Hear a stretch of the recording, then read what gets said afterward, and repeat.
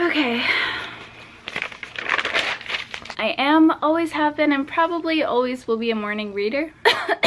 This is also the first time I'm talking today, can you tell? Still the morning. Even though I know it shouldn't, the fantasy genre always intimidates me. However, the science fiction genre I find a whole lot less intimidating for some strange reason. I love writing in my books. Dog-earing them, quoting them, having other people write in them.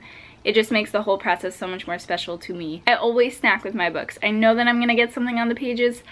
Still always stack with my books. Paperbacks to me are always the preferable way to read a book. I haven't finished a series in over a year. My main bookcase has looked like this for like the past 6 months. For some reason I can't find the way that I want to organize it, or if I even still want it there. I'm having a really hard time with that. My all-time favorite covers come from the Penguin Modern Classics editions.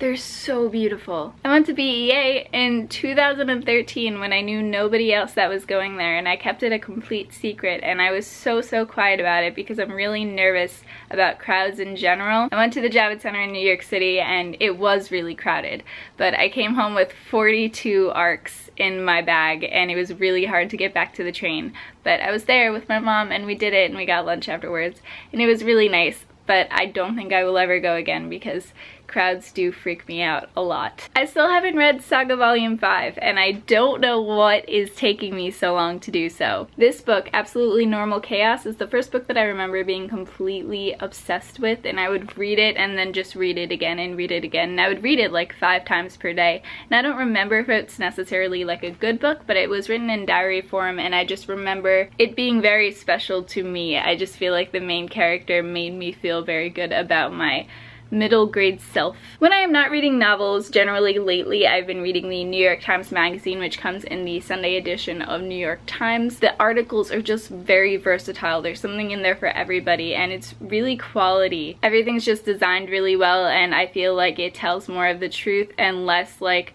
gossip magazine sort of thing. I also really like Marie Claire magazine because it's like a very feminist sort of mainstream magazine, but I don't like the fact that there's so many fashion parts and ads because that I'm not necessarily as interested in. I almost never start loving a book until I'm 100 pages in, which can pose a problem sometimes. And I know that it definitely poses a problem when I'm trying to write a book. I can read through any noise. If the TV is on, I will be reading. If like there's a loud lawnmower going outside, I'll be reading. If there's a conversation going on that I'm not necessarily interested in, I'll be reading. Noise doesn't necessarily affect my reading whatsoever. I don't judge my books by my covers, but I feel like other people will, and that definitely affects the reading experience for me. For example, any of these Lux editions. I really enjoyed the Lux series. Haven't finished it yet, but I've enjoyed it thus far. I don't take this out in public with me ever, and that makes me sort of sad. I just feel like other people are going to look at it and not think that it's as good of a story as it actually is. But I guess it's my job as a reader to convince people of that, right? Books with shock value. Always my favorite books. If a book is going to shock me to my core or be raw and real with me, that's when I genuinely enjoy my reading experience. I try and read until I'm finished with my cup of coffee. This is my second cup of coffee right now, and I spent the first cup of coffee just reading my book. So whenever I have a chance to read, I will always read until that cup of coffee is done, and then if I'm engrossed in the story, I will continue to read until I'm done with my second cup or my third cup. But I use this as sort of a time tool. No matter how many bookmarks I buy, I will always forget that they're there, and I will dog-ear my page, or I'll use like the closest thing to me. I'll use my phone as a bookmark, or like whatever I can as just like a temporary tool to just hold the page. And I just don't reach for the bookmarks that are literally right on my nightstand, and I don't know why. I have beef with analyzing novels because I personally don't think that there's any wrong way to analyze a novel. I get mad with people when they say, oh, that's not what the author was trying to say. It's not up to the author, it's up to me, it's up to you, it's up to the readers, and we can have 1,000 different ways of analyzing one novel, and I think that's a beautiful thing. I love discussing analyzation of novels with other human beings. That makes me so happy. But there is no one way to analyze it. There are a billion ways.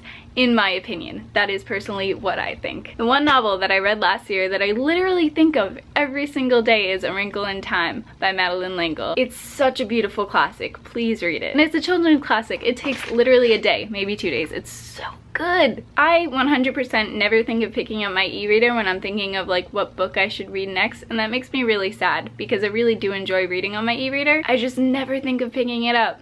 Why don't I do that? This morning, the book that I picked up was Misery by Stephen King. I'm only like 13 pages in so far. It's alright. Annie Wilkes is crazy. Big surprise. The 25th fact, I'm pretty sure this is the 25th fact. If I didn't make it to 25 and I wrote this all down and I organized it and I didn't actually say 25 facts, I'll be pretty upset with myself.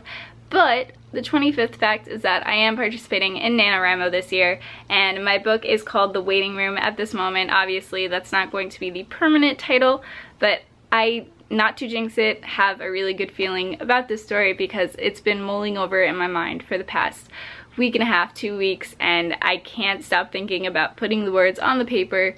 It's making me really happy. So even if I don't get to 50,000 words, I will be totally content with just writing down my thoughts on the certain subjects that I have in mind. And that's it. I hope you guys are having a wonderful morning. Any facts that you have about yourself, about books, I would like to hear about it. Please tell me at least one bookish fact about yourself in the comments, or tell me if yours are similar to any of mine.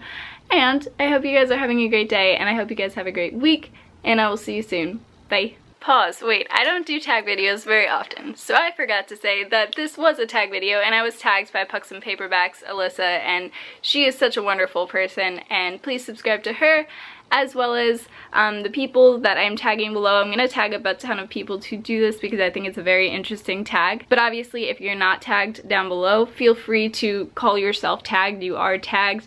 If I made this video, everybody is tagged. Please do this tag. It's really interesting. And that's it. Have a great day again. Bye.